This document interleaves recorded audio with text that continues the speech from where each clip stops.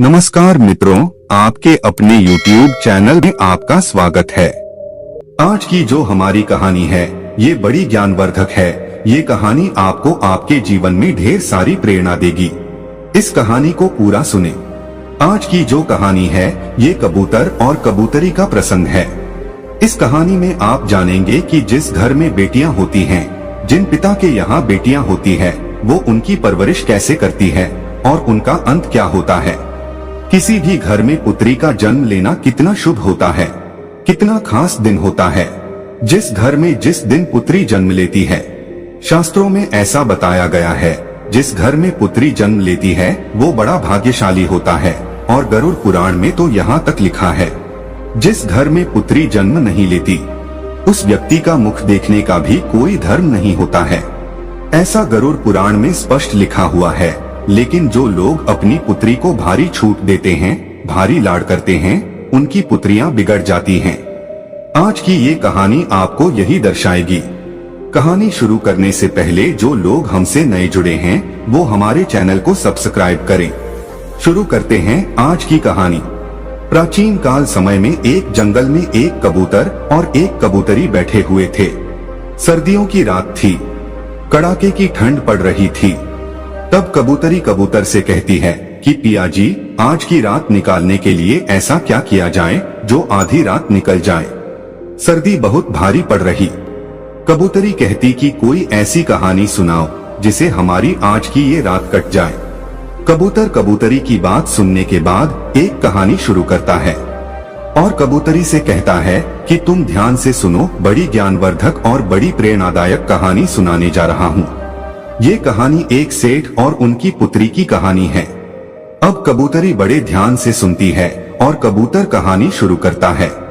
जो लोग इस कहानी को सुन रहे हैं वो इस कहानी को पूरा सुने। कबूतर कहानी शुरू करता है कि एक नगर में एक सेठ रहता था। उस सेठ के वहाँ पे एक पुत्री ने जन्म लिया। जब पुत्री ने जन्म लिया तो सेठ के घर में बड़ा अजीब खुशी का माहौल रहा।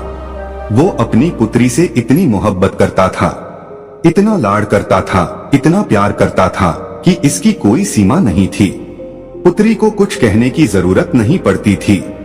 वो पहले से पुत्री की हर इच्छाओं को पूरी करता था। सेठ की लाड़ प्यार ने अपनी पुत्री को इतना बिगाड़ दिया था कि वह किसी की नहीं सुनती थी। इतनी नकारा हो चुकी थी, किसी काम में उसका मन नहीं लगता था। सुबह 10-11 बजे से पहले बिस्तर से नहीं उठा करती थी। घर वाले यदि कुछ कहते तो उनको 10 बातें सुनाती थी। दिन भर जवान लड़कों के साथ इधर उधर घूमा करती थी।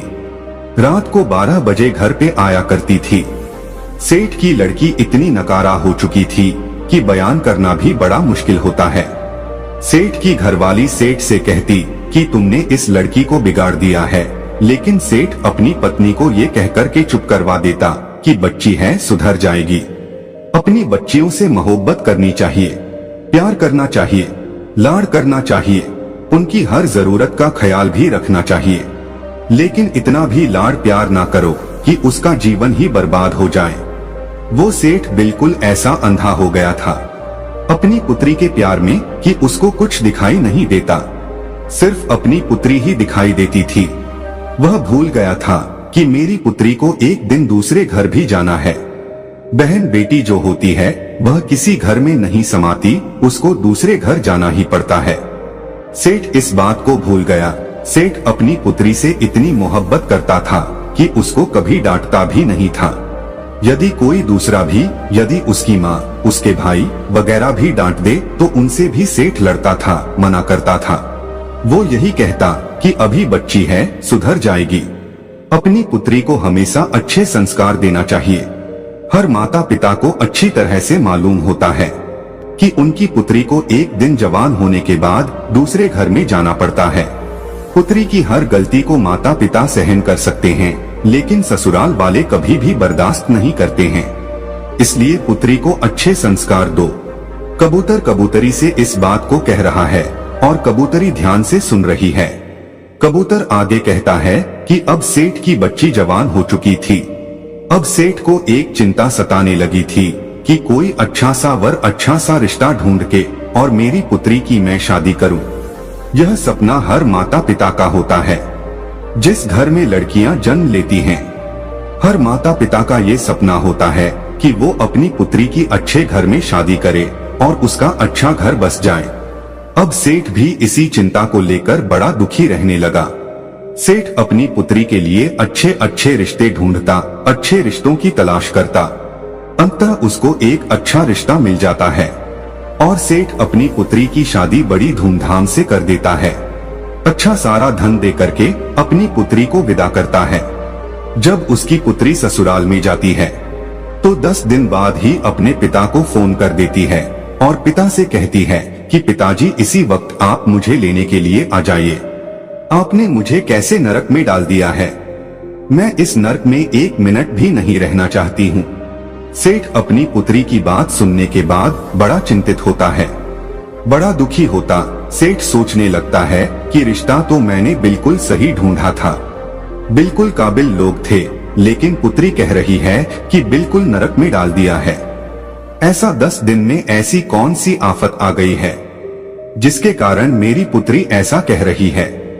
सेठ थोड़ा चिंतित होता है और अपनी पुत्री के ससुराल में पहुंच जाता है।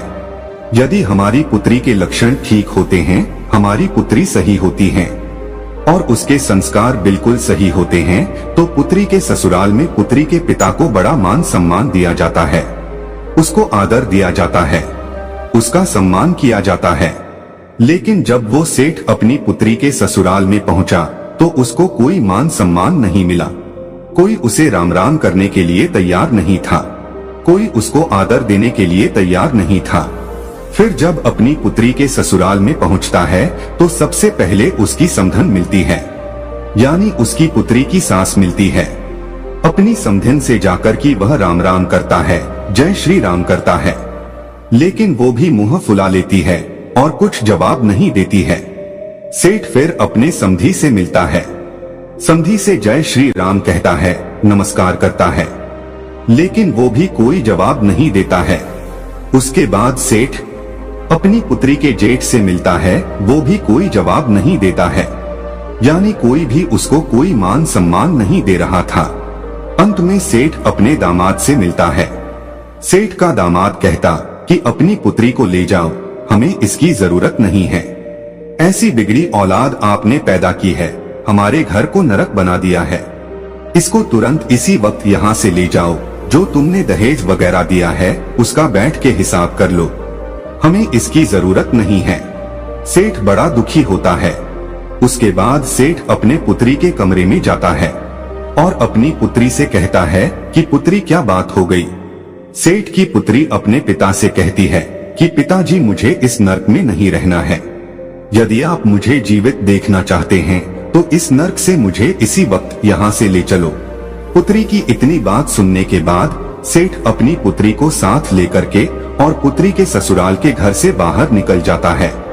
लेकिन फिर भी सेठ की पुत्री के ससुराल वाले कोई भी जयराम जी की नहीं करता है। सेठ अपनी पुत्री को लेके और रस्ते रस्ते रवाना हो जाता है। रास्ते में सेठ अपनी पुत्री से पूछता है कि पुत्री आप मुझे एक बात बताइए कि तुम्हारी सास कैसी है। सेठ की पुत्री कहती है कि पिताजी उसकी बारे में तो पूछो ही मत, वो तो एकदम डायन है, उसने मेरा जीना हराम कर दिया है। ऐसी डायन के घर में आपने मेरी शादी की है, हर वक्त मुझे तंग करती रहती है, ऐसी डायन का नाम भी मत लो। सेठ कहता है ठीक है पुत्री, अब आप मुझे ये बताइए कि तुम्हारे ससुर कैसे हैं। सेठ की पुत्री कहती है कि उस दुष्ट का नाम भी मत लो, वह तो एकदम दुष्ट है, राक्षस है। उसके बाद सेठ कहता है कि ठीक है उसे छोड़ो, अभी बताओ तुम्हारे जो जेठ है वो कैसे हैं। तो जेठ के बारे में भी सेठ की पुत्री कहती है कि जेठ तो बड़े जल्लाद है, उनकी तो बात ही मत करो, हर दिन मुझे परेशान करते रहते थे। उसके बाद पुत्री की बात सुनने के बाद सेठ फिर पूछते हैं कि तुम्हारी ननद कैसी है। वो तो ठीक होगी, वो तो तुमसे प्रेम करती होगी। सेठ की पुत्री जवाब देती है कि उन चुड़ैलों का नाम भी मत लो पिताश्री, वो तो बहुत ही बेकार है, उठ करके खाने वाली है। सेठ अपनी पुत्री की बात सुनने के बाद फिर पूछता कि ये बताइए कि तुम्हारे पति कैसे हैं, हमारे जमाई साहब कैसे हैं, वो तो तुमसे बेहद प्रेम करते होंगे। सेठ की पुत्री कहती है कि वो तो यमदूत है, पूरा यमराज है, उसका तुम नाम मत लो, बड़ा दुष्ट इंसान है, उसने तो मेरा जीना हराम कर दिया है, रात दिन मुझे मारता पीटता था, एक बात मेरी नहीं सुनता था। सेठ अपनी पुत्री की बात को सुनने के बाद अंत में सेठ पूछता है कि अभी ये बताइए कि तुम्हारे मोहल्ले वाले कैसे हैं।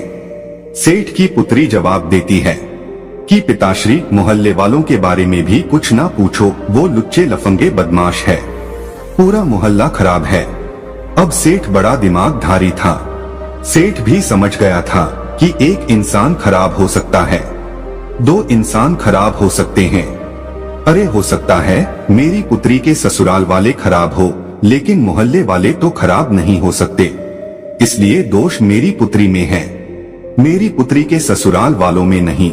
सेठ इस बात को समझ जाता है कि सारा नतीजा मेरी लाड़ प्यार का है। यदि मैं अपनी पुत्री को इतना लाड़ प्यार नहीं करता, उसको अच्छे संस्कार देता, तो ये नौबत खड़ी नहीं होती। सेठ चुपचाप अपनी पुत्री को लेकर के अपने घर आ जाता है। जैसे ही सेठ की पुत्री अपने घर में कदम रखती है तो उसकी जो भाभियां थी वो भी मुंह फुला लेती है। सेठ की पुत्री सोचने लगती है कि मेरी भाभी आज मुंह क्यों फुला रही है, हर रोज मेरे से बड़ा प्रेम किया करती थी, मीठी मीठी बातें करती थी, मगर आज मुझे देखकर मुंह फुला रही है। वो अपनी भाभी से जाके पूछती है कि ऐसी क्या बात है, तुमने मुझे देखकर मुंह क्यों फुला लिया। तो वह कहती है कि मुंह नहीं फुलाओ तो क्या करूं, तुम्हारी शादी कर दी, तुम्हें ससुराल भेजा था, लेकिन तू फिर से मेरी छाती पर मूंग दलने के लिए आ गई हो, इसलिए आज के बाद तुम मेरे से बात मत करना। उसकी भाभी उसको फटकार देती है। अब इतनी बात सुनने के बाद उससे उस घर में कोई बात नहीं करता, सिर्फ उसके पिता के सिवा सिर्फ उसका पिता ही उससे बात करता। अब वो धीरे धीरे बड़ी दुखी हो जाती है, धीरे धीरे उसकी आंखें खुलने लगती है। काफी समय निकलने के बाद कोई उससे बात नहीं करता, बड़ी दुखी रहती। वो जब भी घर से बाहर निकलती तो उसकी सहेलियां उससे हर बार यही पूछती कि तुम अकेली कैसे आ गई हो, जीजा जी कहाँ हैं। कोई पड़ोसी मिलता तो वह भी इसी बात को पूछता कि तुम अकेली कैसे आ गई हो, तुम्हारे जमाई कहाँ हैं। ऐसे ताने सुन सुनकर वो बड़ी दुखी रहने लगी। मंदिर में जाती तो मंदिर में भी लोग इसी बात को पूछते। सभी मोहल्ले वालों की जबान पे यही बात रहती कि भला सेठ की पुत्री अकेली आ गई है, नई नई शादी की थी, हो सकता है इनका तलाक होने वाला है। सेठ को भी हर बार यही ताने सुनने पड़ते और सेठ की पुत्री को भी हर बार यही ताने सुनने पड़ते। इन्हीं तानों से सेठ की पुत्री बड़ी दुखी रहने लगी। अब उसको धीरे धीरे ये ज्ञान हो गया था कि सारी गलती की जड़ मैं हूँ और मेरी गलती की वजह से आज मेरे पिता का सर भी नीचे झुक गया है। लेकिन अपने ससुराल में वो जाने के लिए तैयार नहीं थी। वो यही कहती थी कि पिताजी, इससे अच्छा तो ये होता कि मैं कुंवारी रह जाती, यदि आप मेरी शादी नहीं करते तो बहुत ही अच्छा होता। काफी समय निकलने के बाद सेठ अपनी पुत्री के कमरे में जाता है और अपनी पुत्री को देखता है तो वो बड़ी चिंतित, बड़ी दुखी दिखाई देती है। सेठ अपनी पुत्री के पास जाता है और कहता है कि पुत्री, क्या बात है, आज बड़ी दुखी दिखाई दे रही हो। सेठ की पुत्री कहती है कि पिताश्री, मैं बड़ी दुखी हूँ, यदि आप मेरी शादी नहीं करते तो मैं बहुत सुख से रहती, लेकिन मेरी शादी करके आपने मुझे दुखों के सागर में ढकेल दिया है। अब मैं ऐसा क्या करूं? ससुराल वाले सभी नरक के समान हैं। ससुराल में जाऊंगी तो कैसे जाऊं? और जो मेरे परिवार वाले हैं, मेरे पीहर वाले हैं, कोई मुझसे बात नहीं करता। सिर्फ आपके माँ भी बात नहीं करती, भौजाई भी बात नहीं करती, भाई बात नहीं करते, सभी मेरे से नफरत करने लगे हैं। मैं ऐसा क्या करूं? मैं करूं तो क्या करूं? उसका पिता अपनी पुत्री से कहता कि पुत्री, हमारे नगर में एक बहुत बड़े विद्वान पहुंचे हुए साधु आए हैं, एक संत आए हैं।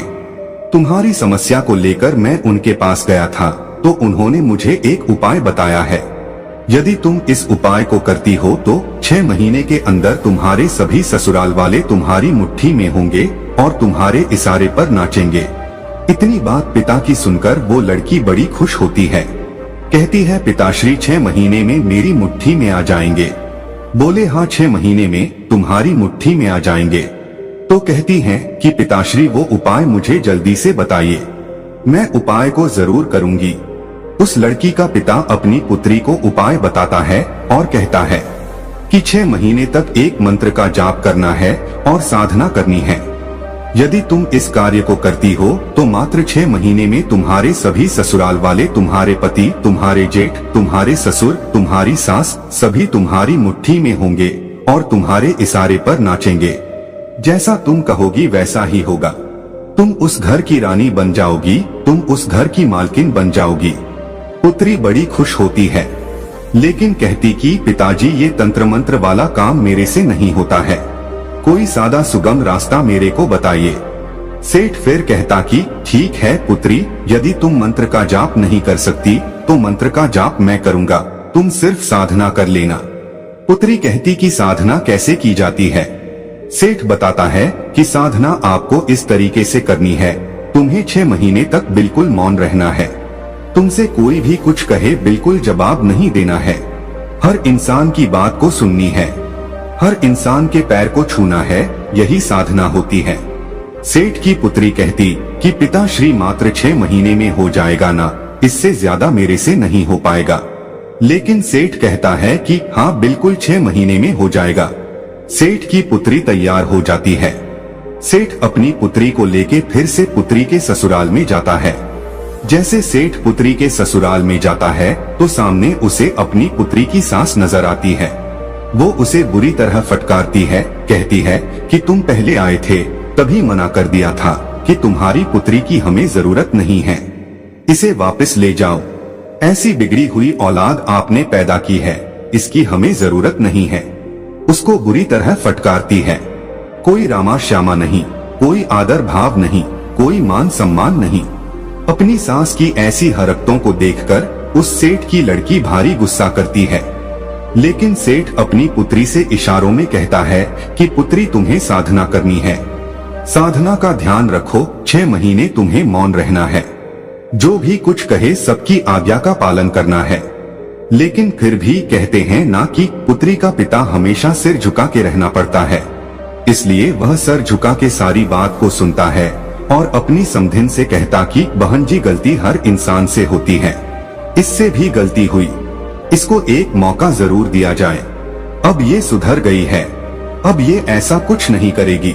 काफी विनती करने के बाद उस लड़की की सास मानती है और राजी होती है कि ठीक है, यदि सुधर गई है तो मात्र 6 महीने तक इसके आदर भाव देखूंगी, उसके बाद इसको वापस भेज दूंगी और जिंदगी में दोबारा कभी नहीं अपनाऊंगी। लेकिन सेठ सह स्वीकार करता कि ठीक है, आप 6 महीने तक इसको अपने घर में रखिए, ये बिल्कुल शांत स्वभाव की हो गई है, बिल्कुल सुधर गई है। सेठ अपनी पुत्री को उसके ससुराल में छोड़ करके आ जाता है। सेठ की पुत्री अपने ससुराल में रहने लग जाती है। जा करके अपनी सास के पांव छूती है। सास बड़ी आश्चर्यचकित होती है कि कुछ दिनों पहले तो ये बहुत भड़क रही थी, किसी की एक नहीं सुनती थी, हम पे हुकुम चलाती थी, बैठे बैठे खाती थी, लेकिन आज ये मेरे पांव कैसे पढ़ रही है। वो बड़ी आश्चर्यचकित होती है। सेठ की पुत्री कहती है कि मां जी मुझे आशीर्वाद दीजिए, आपका आशीर्वाद मेरे लिए बहुत महत्वपूर्ण है, यदि आप मुझे आशीर्वाद देंगी तो मेरी साधना सफल हो जाएगी। उसकी सास उसको आशीर्वाद देती है कि ठीक है तुम खुश रहो। अब वो अपने घर में रहने लगती है। एक दिन की बात है, अपने ससुर के लिए वो चाय बना के ले जा रही थी। जब ससुर को जैसे ही चाय पकड़ाने लगी तो कप हाथ में से छूट जाता और नीचे गिर के फूट जाता है। तभी उसका ससुर उस पे भड़क जाता है, उसको गाली गलौज निकालने लगता, कहता है कि मेरे घर से निकल जा, तुम्हारी जरूरत नहीं है, तुम बिगड़ी औलाद हो, तुम कुलक्षणी हो, इस तरह की उससे बात कहता है। अब सेठ की पुत्री मन ही मन इस बात को सोचती है कि यदि मेरे पिता मंत्र का जाप नहीं कर रहे होते तो इसी कप से मैं तेरा सर फोड़ देती, लेकिन क्या करूं, मैं साधना कर रही हूं, चुप रहने की, मेरे पिता मंत्र का जाप कर रहे हैं, इसलिए तुम्हारी इतनी बात सुननी पड़ रही है। उस सेठ की पुत्री से जब भी कोई कुछ कहता उसको गुस्सा तो बहुत आता, बहुत चिड़चिड़ापन होता, लेकिन क्या करे, उनके पिता की बातें याद आ जाती कि तुम्हें 6 महीने तक साधना करनी है, चुप रहना है और मैं मंत्र जाप करूंगा। तो इसी बात को सोचकर वह चुप रह जाती, अपने गुस्से पर काबू करती। इसी तरीके से वे बड़ी मुश्किल से अपने गुस्से पर काबू पाया और धीरे धीरे उसका घर बार बसने लगा। उनको यकीन होने लगा कि अब ये सुधर गई है, बड़ी मुश्किल से उसका घर बार बसा है। 6 महीने बाद वो गर्भवती हो जाती है, 9 महीने बाद वो माँ बन जाती है। अब उसकी गृहस्थी बड़े आराम से चल रही थी। इसीलिए कहते हैं कि अपनी पुत्री को बेइंतहा लाड करना, उसको सर पे चढ़ाना बड़ा खतरनाक साबित होता है। हाँ, अपनी पुत्री को प्रेम करो, मोहब्बत करो, हर चीज का ख्याल रखो, लेकिन इतना भी सर पे ना चढ़ावो कि एक दिन तुम्हें भारी पड़ जाए और उसका भी जीवन बर्बाद हो जाए। कबूतर अपनी कहानी अब समाप्त करता है। प्रिय दर्शकों, अपनी पुत्री को हमेशा अच्छे संस्कार देना चाहिए। हर माता पिता को ये अच्छी तरह मालूम होता है कि उनकी पुत्री को एक दिन जवान होने के बाद दूसरे घर में जाना पड़ता है। पुत्री की हर गलती को माता पिता सहन कर सकते हैं, लेकिन ससुराल वाले कभी भी बर्दाश्त नहीं करते हैं। इसलिए पुत्री को अच्छे संस्कार दो। हम उम्मीद करते हैं